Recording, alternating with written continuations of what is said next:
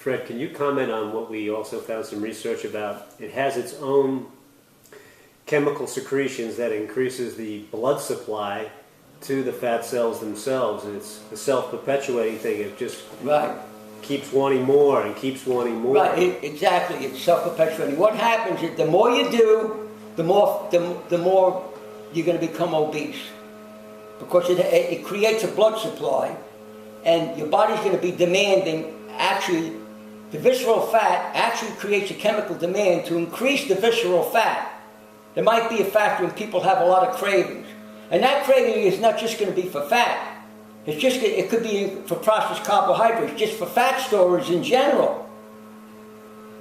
So we got to be very, very careful. That's why, that's the whole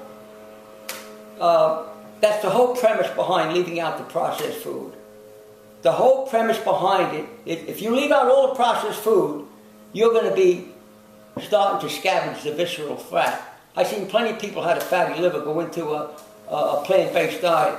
In a very short period of time, their liver enzymes come down, and they actually auto-digested their visceral fat and their liver fat. The average liver is supposed to weigh someplace between, venturing what I would call an educated guess, between 3 and 3.5 pounds.